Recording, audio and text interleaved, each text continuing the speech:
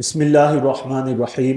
انسان کو خوددار ہونا چاہیے، کسی کے آگے ہاتھ نہیں پھیلانا چاہیے۔ سوال کرنا شریعت مطہرہ میں انتہائی مجبوری میں جائز ہے، ورنہ نہیں جائز۔ اصل مسلمان یہی ہے کہ بندہ خوددار ہو، اپنی زندگی میں کیسا بھی تعلق ہو لیکن خودداری کے ساتھ زندگی گزارنی چاہیے، کمینوں کی طرح زندگی نہیں گزارنی چاہیے۔ یعنی ایسا نہ ہو کہ انسان کا کسی کے ساتھ تعلق بنا اور پھر اس نے ہاتھ دیا، ہم نے اس کا بازو کیا، اس کو ہی چبا دیا۔ ایسا نہیں کرنا چاہیے۔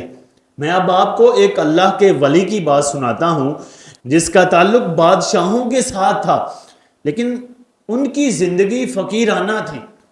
ایک بزرگ ہیں عثمان بن عطا، وہ کہتے ہیں کہ میں ایک دن اپنے والد محترم عطا بن میسرہ کے ساتھ جا رہا تھا اور سامنے گدھے پر ایک شخص سوار تھا اور اس کا لباس انتہائی پرانا تھا، سر پہ ہلکی سی کوئی معمولی پیسوں کی ٹوپی تھی اور وہ گدھے پہ سوار جا رہا تھا اور اس کا چہرہ سیاہ تھا، اس کی رنگت سیاہ تھی۔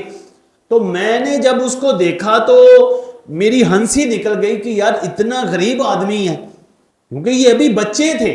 تو ان کے والد نے ان کو جھڑکا، ان پر غصے ہوئے، کہا کہ تم ان کو نہیں جانتے کہ یہ فقہا کے سردار ہیں، یہ بہت بڑی شخصیت ہیں، تجھے کیا پتا کہ یہ کون ہے؟ کہا ابا جان یہ کون ہے؟ تو انہوں نے کہا کہ یہ عطا بن ابی رباح رضی اللہ عنہ ہیں۔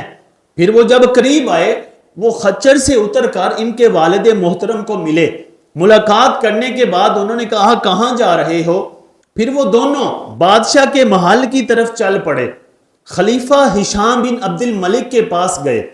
تو کہتے جب واپس آئے تو میں نے اپنے والد سے پوچھا کہ کیا بنا؟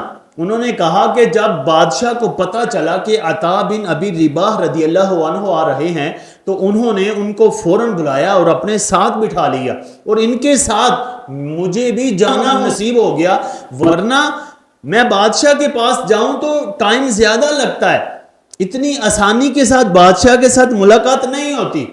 تو کہا ابا جان پھر وہاں کیا ہوا؟ یہ عطا بن رباح ایک سادہ زندگی گزارنے والے اللہ کے ولی کیا لینے گئے بادشاہ کے پاس؟ کیا دولت لینے گئے تھے؟ انہوں نے کہا نہیں بیٹا ایسا نہیں تھا۔ جب بادشاہ نے ان کو اپنے پاس بٹھایا تو انہوں نے کہا کہ مکے اور مدینے کے جو حاجی ہیں ان کے لیے وظیفہ مقرر کیا جائے، ان کو انعام و اکرام دیا جائے۔ بادشاہ نے کہا جی ٹھیک ہے جی ایسے ہی ہوگا۔ بادشاہ نے غلام کو حکم دیا کہ ایسا کیا جائے۔ پھر بادشاہ نے کہا کہ جناب اور کوئی حاجت ہو؟ کہا کہ حجاز و نجد والے اسلام کے پیشوا ہیں، ان کو بھی صدقات دیے جائیں۔ بادشاہ نے کہا جی حضور ایسے ہی ہوگا۔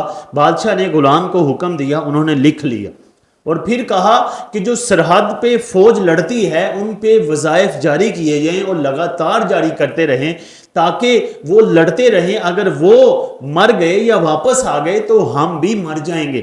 بادشاہ نے کہا حضور ایسا ہی ہوگا۔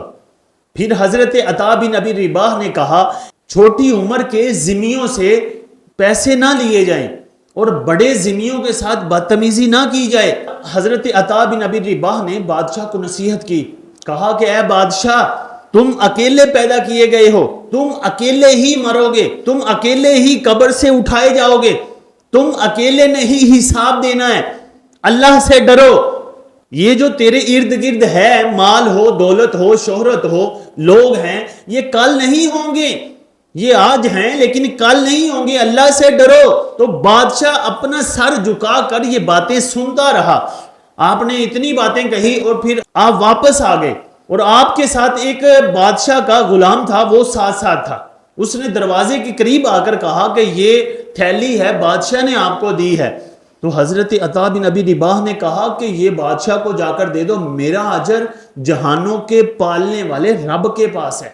یعنی ایسا خوددار انسان کو ہونا چاہیے کہ انسان چاہے کہیں بھی جائے، بادشاہ کے پاس جائے، کسی افسر کے پاس جائے، وہاں لالچ نہ لے کر پھرتا رہے، کہ اپنے دل میں پیسوں کا لالچ ہی نہ رکھے اور یہی نہ کہے کہ لے میں تو بہت بڑا ہو گیا ہوں۔ نہیں، ہمیشہ انسان کو خوددار ہی رہنا چاہیے۔